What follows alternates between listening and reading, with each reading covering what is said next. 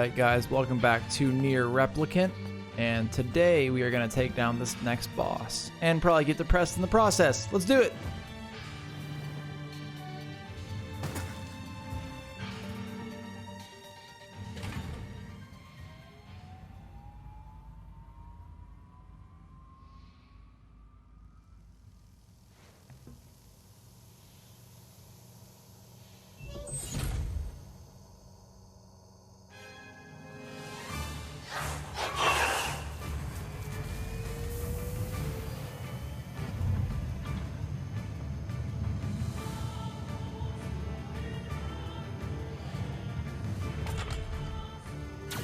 Intruder detected.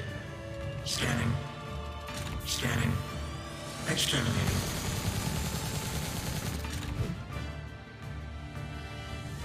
Alright, here we go. Looks like we found it. Good lord, it's enormous. Intruder detected. Scanning. Scanning. Exterminating.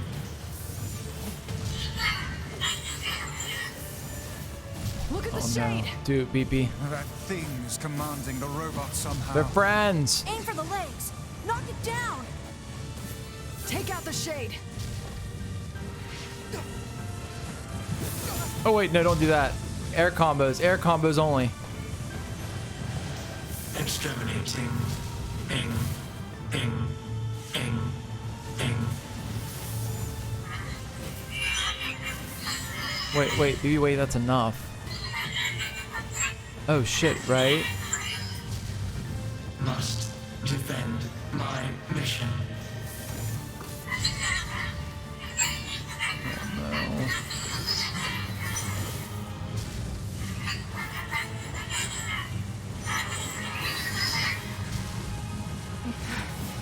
No, damn it. That's a shade. It's a shade. Come on, Kainé. Kill him. Kill him. Feel the hate inside you. Oh my gosh. So Tehran's kind of forcing her to fight right now. Maybe that might be why she doesn't say anything to us then.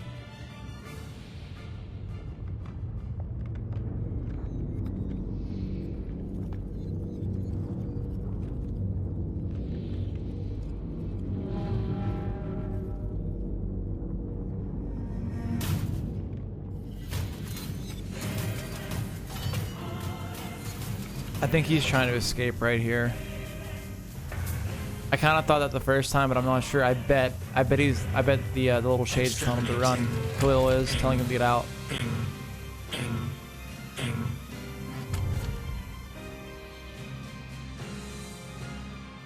This thing can transform?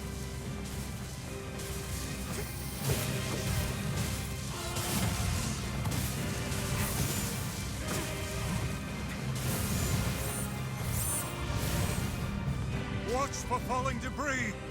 Look out.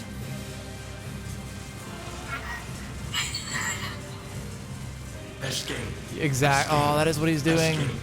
Escape. Go. See the world. Oh my god.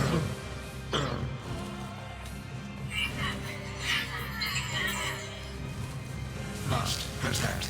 Must fight.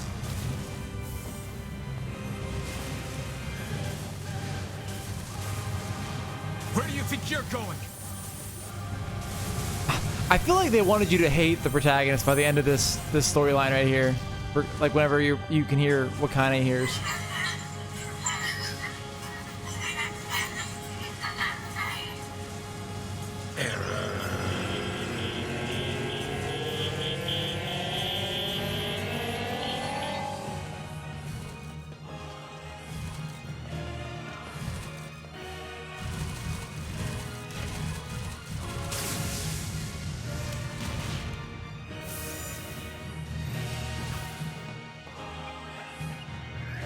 Oh, that's new. Oh no, it's not. I just killed him too quickly last time.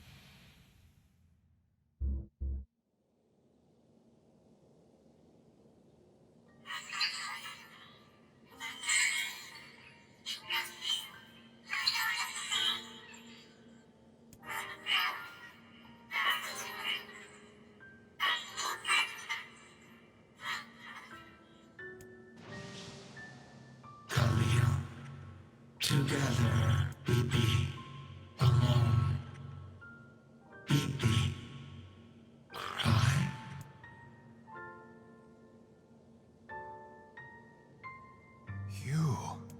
You stupid machine! You killed my family! You took everything from me! Why did you have to be here? Why you? Why? Beautiful. What a perfect example of humanity. What if we just kill him right here? Like, boop. Dead. Hey, come on. That's enough. I did it! Now that this goddamn thing is dead, I can forage wherever I want! Pretty sure that's Sasuke's voice. Just wait, you goddamn freak! Now I can make all kinds of powerful weapons! Just leave it to me! Leave it all to me! Maybe not. It's very similar, though. Look, we get it, okay?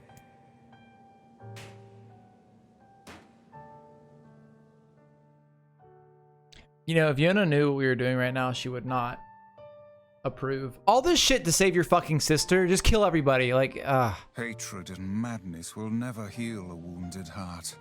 Maybe it's just all he's capable of right now. Revenge is a fool's errand. Yeah, I know. Do you know that, though? Are you sure you know that?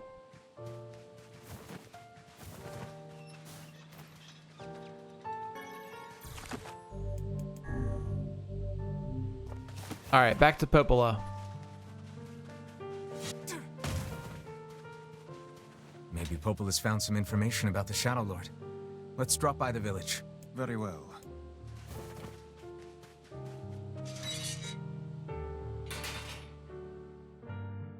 I'm really interested to hear about the shade wolf in the desert, like what its deal is.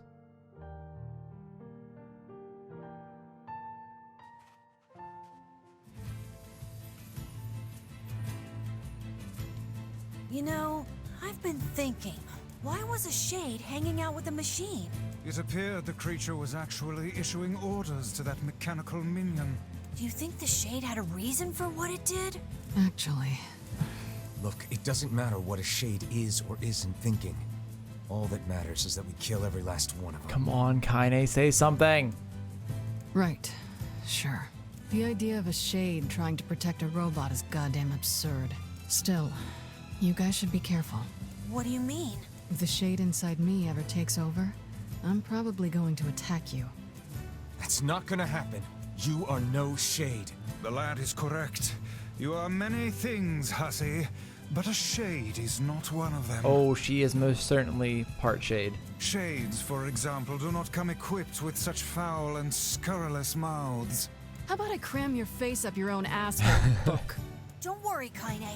If your shade ever takes over, I'll stop you. You will you? Thanks, Emil. All right, let's go.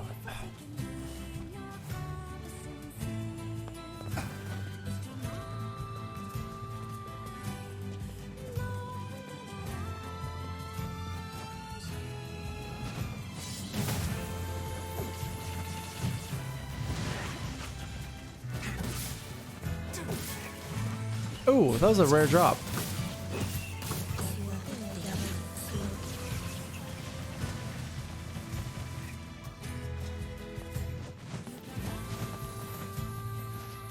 All right, back to the village.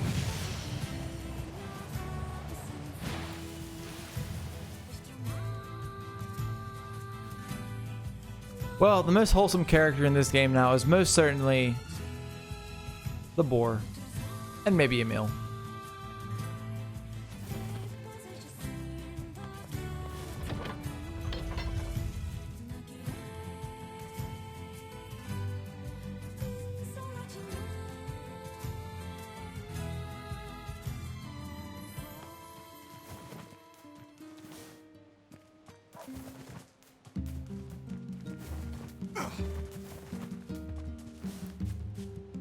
Oh, man. What's... Well, I was distracted. Okay. Yeah. This mission is so unreasonable. Like, the stuff that he needs for this mission is just... He better give you, like, a lot of money or, like, a weapon or something for it.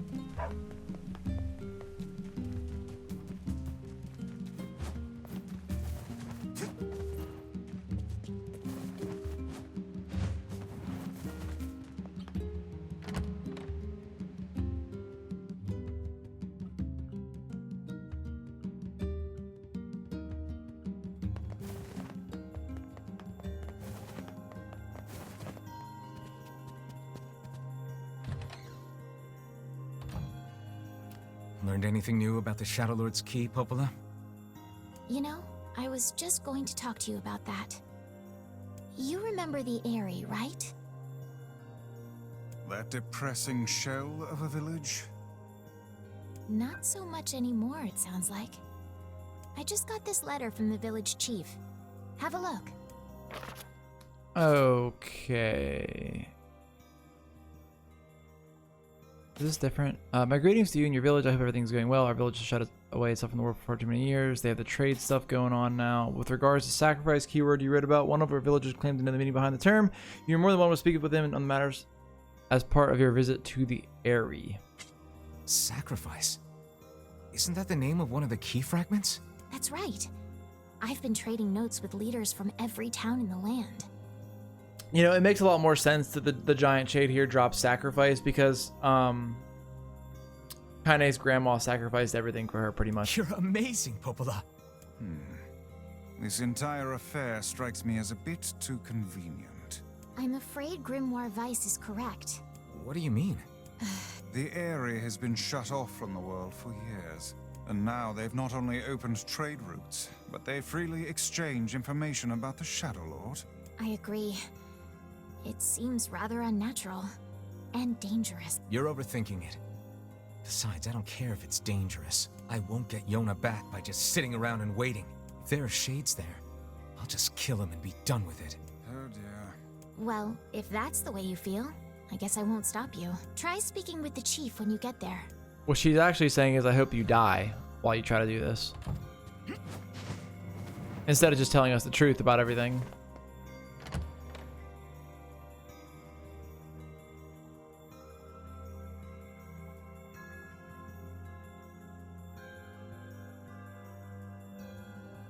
The Eyrie, huh? All right, let's go see the chief. What a soul-crushing place.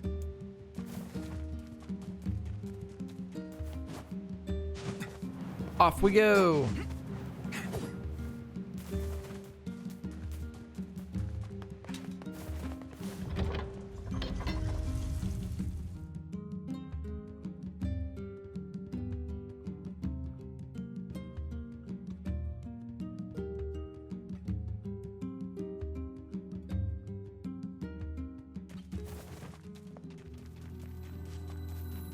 I cannot fathom that village setting up a mercantile. They must have truly opened their minds. Yeah, I have my doubts. Aren't you glad to be going back home, Kainé? Home? That place is a shithole. Don't be so nervous, Kainé. We'll protect you. Ooh, the village. It's home to so many terrible widow memories, isn't it, Kainé? Jesus. Shut up, shut up, shut up! Didn't mean to derp Mr. Boar out right there to hit a shade.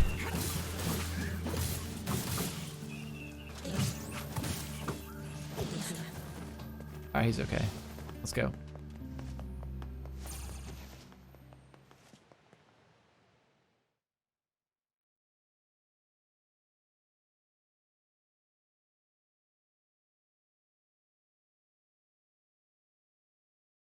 We do not desire. We do not desire needless conflict. If we can continue to live with humans, Then we can continue to live peacefully. But that young man will come. Yes, the young man will come. He will kill us all. Women and children included. Okay, so in the area, I wonder if the shades were able to rejoin with the replicants, becoming, you know, human, quote unquote, again. What should we do? What can we do? Or if they're just hiding.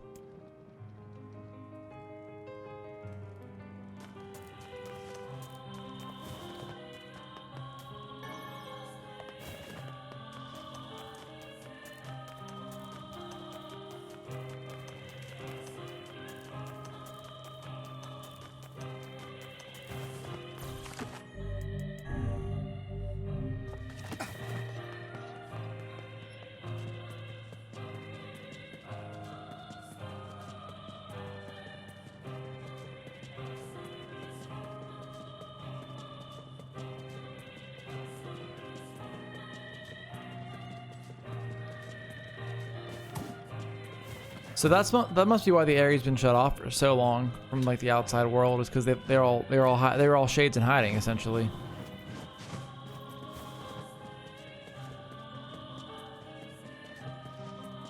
Oh, I'm supposed to go talk to the chief first.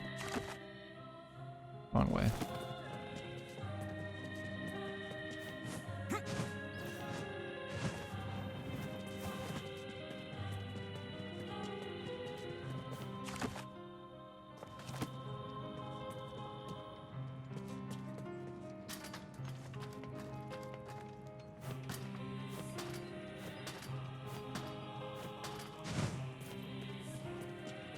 I think I'm going the right way. Wait, that's the. Oh wait, never mind. Over one. Wait. How the fuck do you get to the? Oh, up one more. That's what it was. I was gonna say I've been there before. Why am I so confused all of a sudden?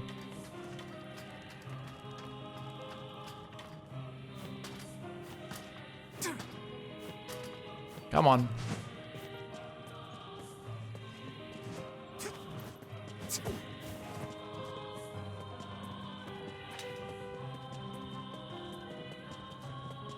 See a shiny down there.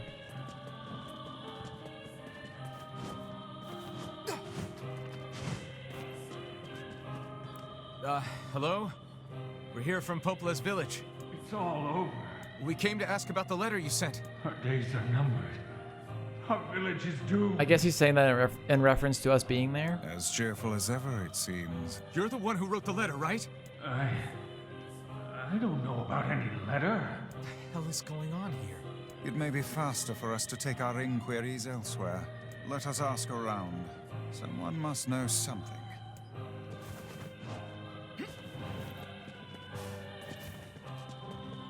Go check it out over there.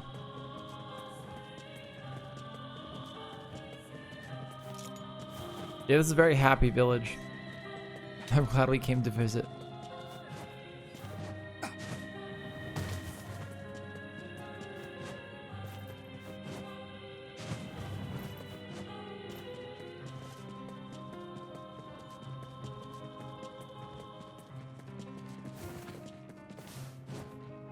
Why not fill you? I wonder if this is like a one-time buy kind of thing.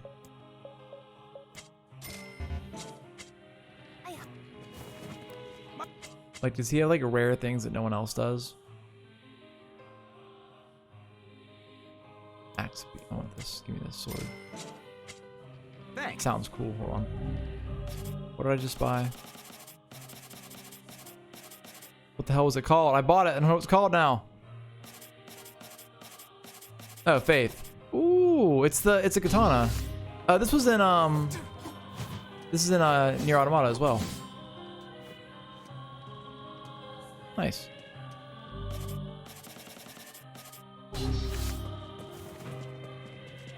Welcome.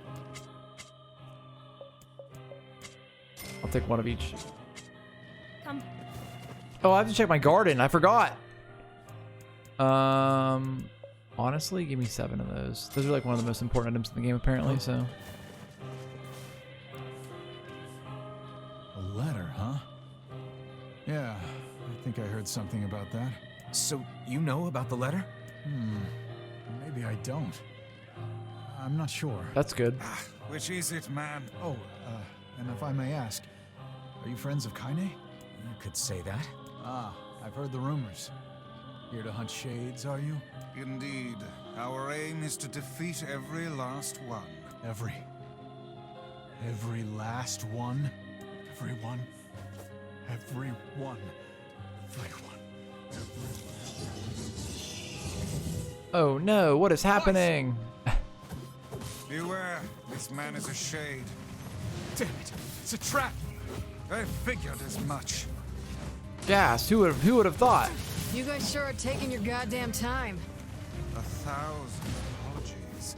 We were distracted by the local welcoming party. Want some help? A carnival of murder? I love it. A carnival of murder, okay. Kainé, the villagers are possessed. But not all of them. Some are still human, so be careful. No, we're killing them all, dude. Indiscriminate death. That's what you like.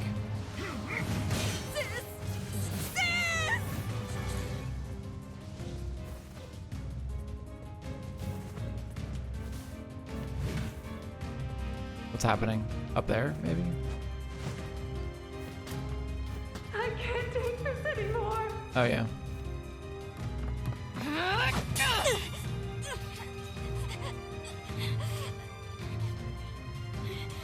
Get out of here! No way! I'm not going to abandon my own sister! Kainé, what's going on? Don't be fooled by this lady. She's a shade.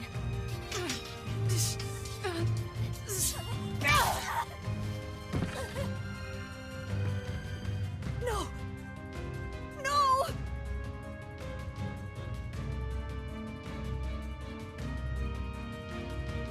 You people are the monsters here! Stay back, kid. Your sister is one of them now. I don't care what she is! She's my sister, and I love her.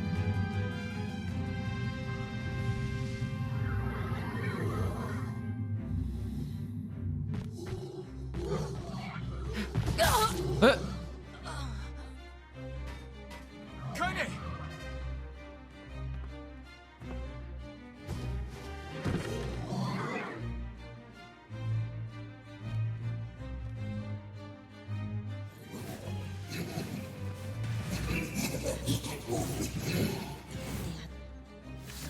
Stop it! Don't hurt my sister! I think she's dead, dude. Oh, God!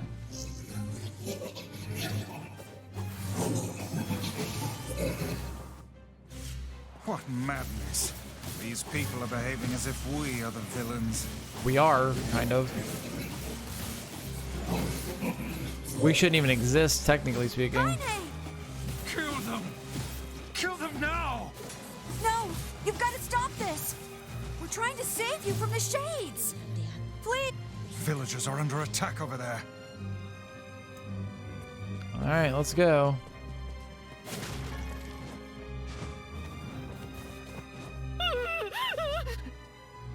What could those black swirls be? Bad.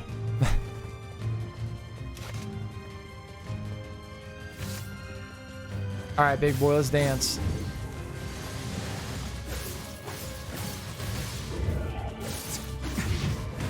Why are you here? Everything was fine until you showed up. Also true. I mean, not everything was fine. Cause I think it's the same village that was like that shunned Kainé and beat the shit out of her and like tortured her for years. So, unless it wasn't all shades back then, which is also possible. What's happening?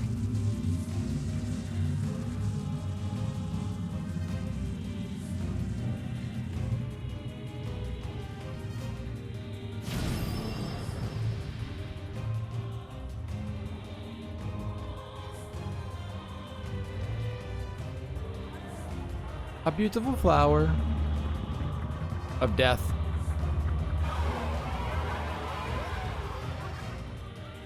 By my pages, is this beast a shade as well? That thing sucked up the villagers. No! If we keep this up, we're gonna kill them all! We can't let that happen!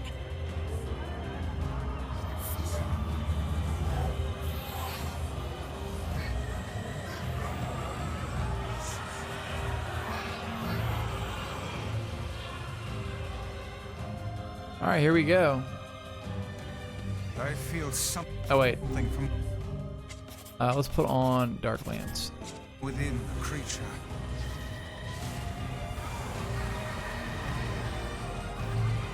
All right, it's in defensive mode.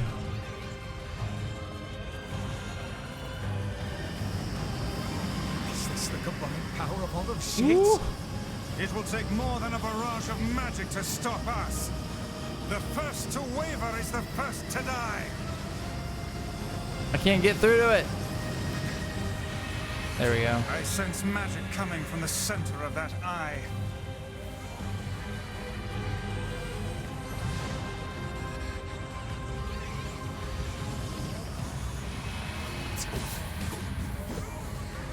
Wait! I think those are actual people! Hold nothing back.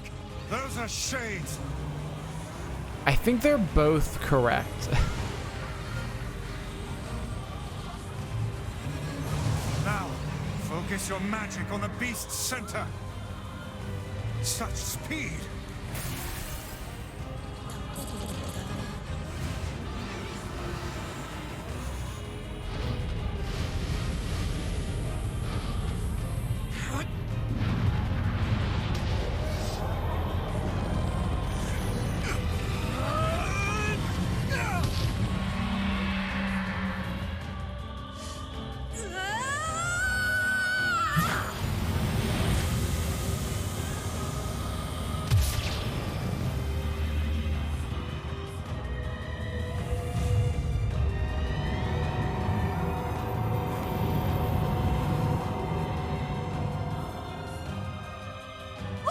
Well, that looks bad.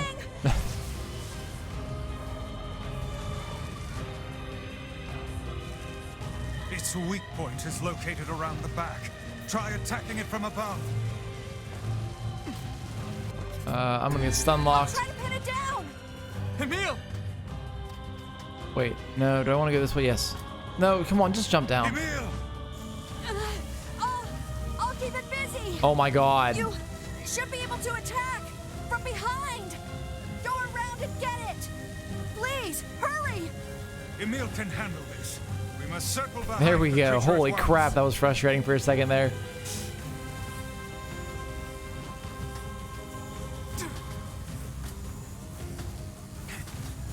What's up, Kainé? Doing a hell of a job over here. Oh, up one more. Where's the ladder? There it is. You think Tehran would try to break out whenever she's down like that? And I'm surprised he doesn't right here. Based on the other time that she got hurt, right? You must strike it in the eye.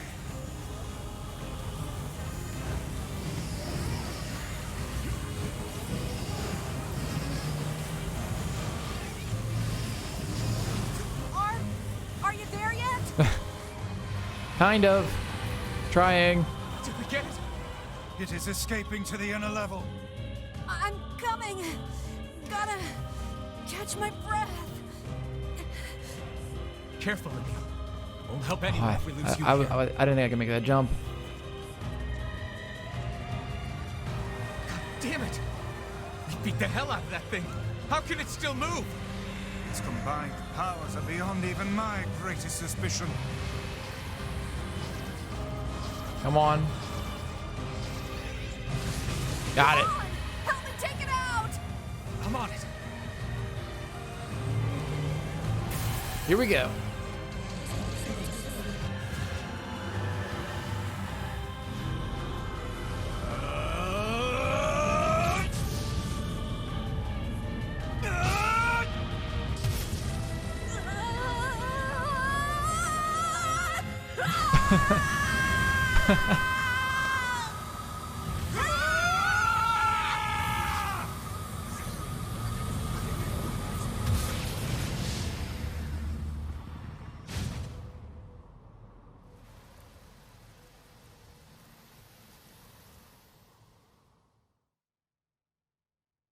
Wall of Jericho collapsed, 5,000 people dead. Request for reinforcements streaming in from multiple locations. We continue to monitor the situation. The Wall of Jericho, what the fuck is that? Oh. Emil, wait.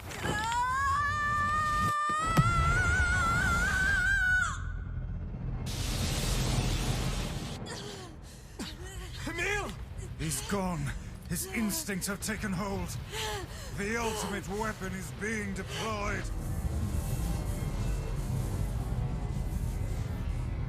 Ah, fuck. This ain't good, Sunshine.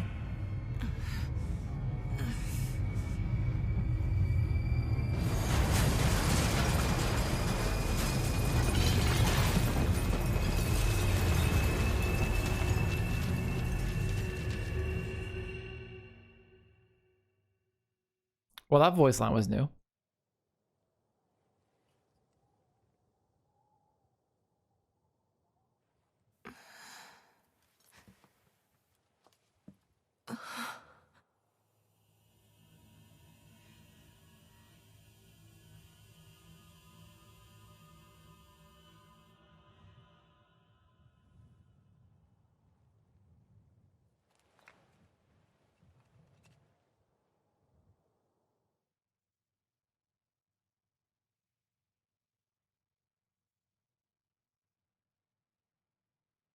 Uncontrollable magic.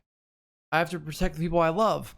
That was my only thought as I unleashed a magic powerful enough to destroy not only the Shade, but everyone else as well. All of them. So many innocent lives. Destroy, eviscerate, crush, kill.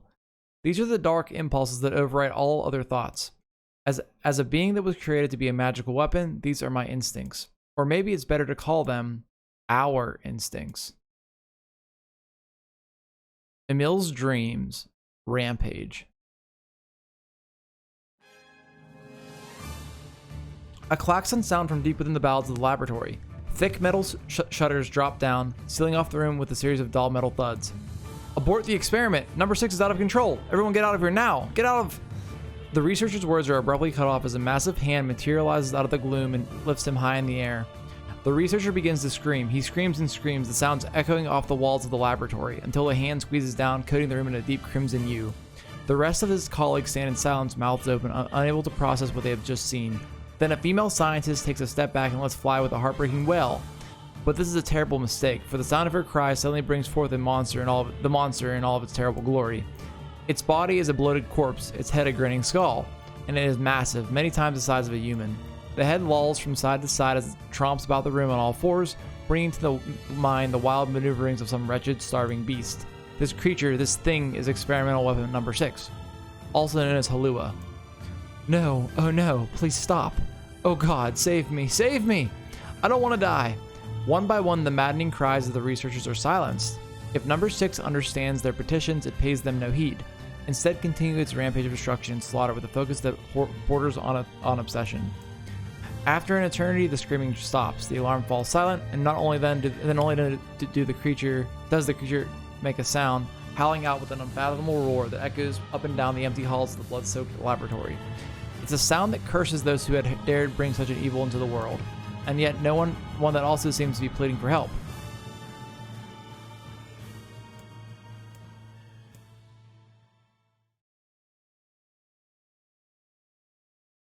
Two sets of footsteps echo in the otherwise silent corridor in the first level of the laboratory.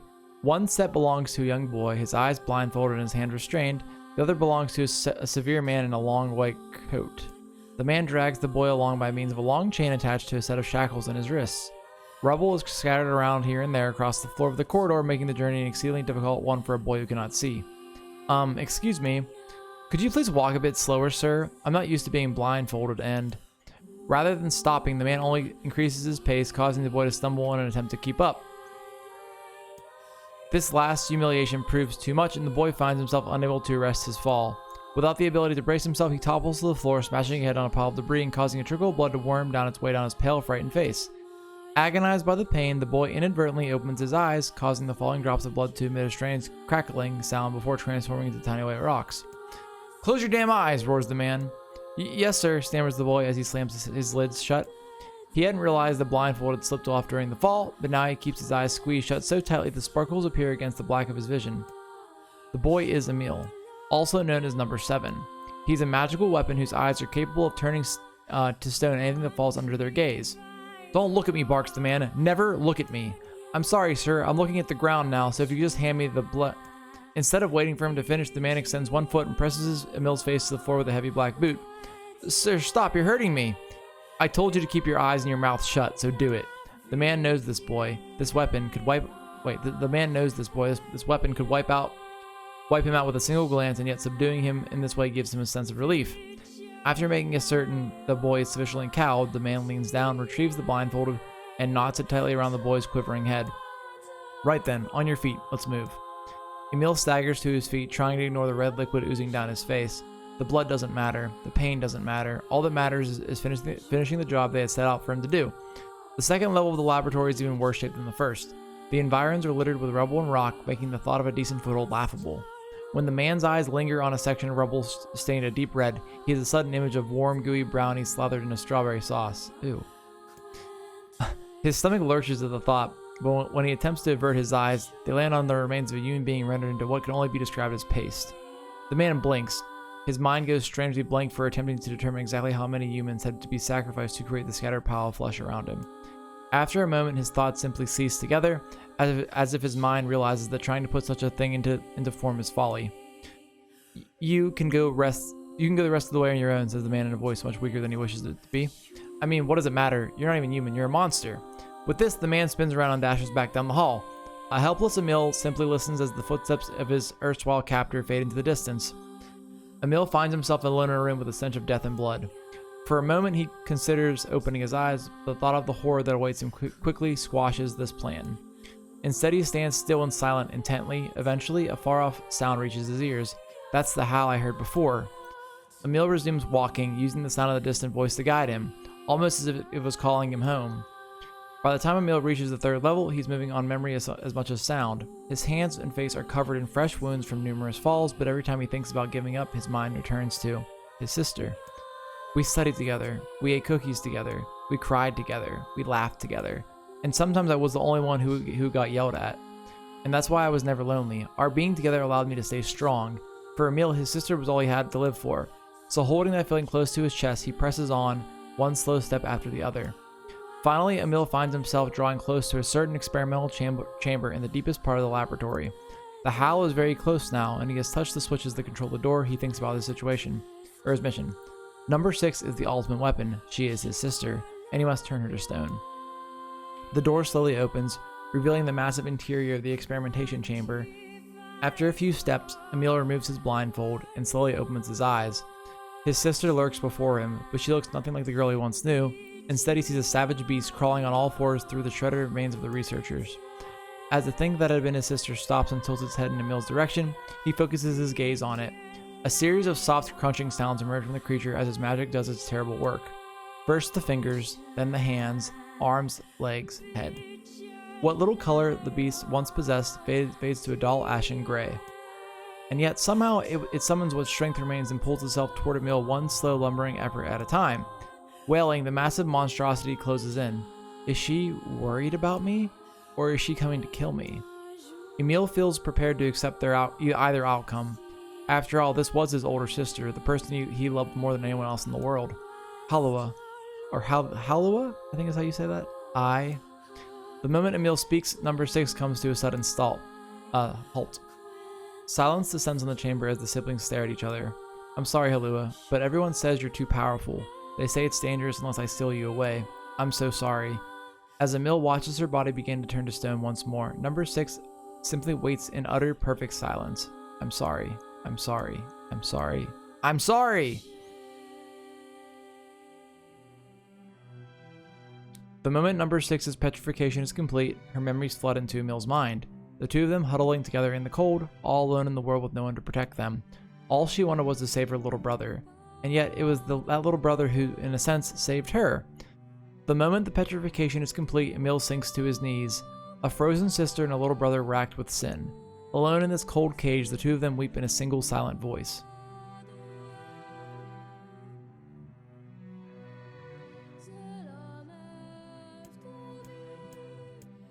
It was our combined power that destroyed the Aerie.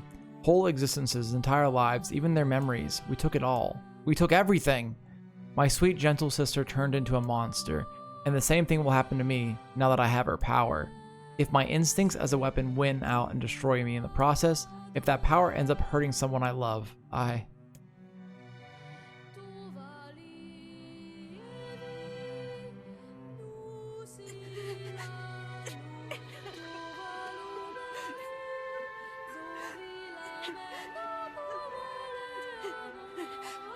What have I done?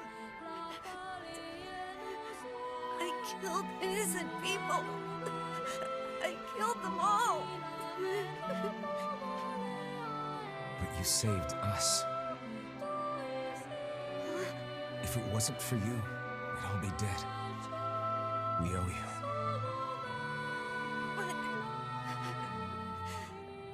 But I... It's all right.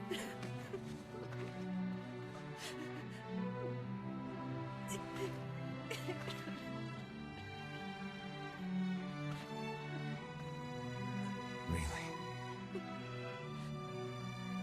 Don't look back.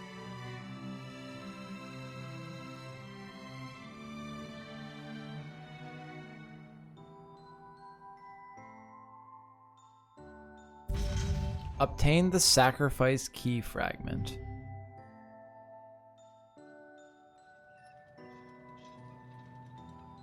We had best be off. Yeah. For some reason, I thought you fought the other monster that killed Emil or Kainé's grandma here. You do that way earlier in the game, but I guess the reason you get sacrificed from this is that all of those lives were sacrificed. So it kind of makes sense. Well, anyways, guys, that was an extremely depressing story, but I mean, at the same time, kind of par for the course. And I mean, this story is getting better and better, and so many layers. Like, this is like, you know how you peel back the layers of the onion. There's so many layers to peel back here, and there's just so much going on. And I don't know. This is way heavier than NieR Automata was. I thought this game was like comparable in terms of heaviness. I feel like this hits way harder than NieR Automata does in a lot of ways. But anyways, guys, thanks for watching as always, and I will see you in the next one. Peace.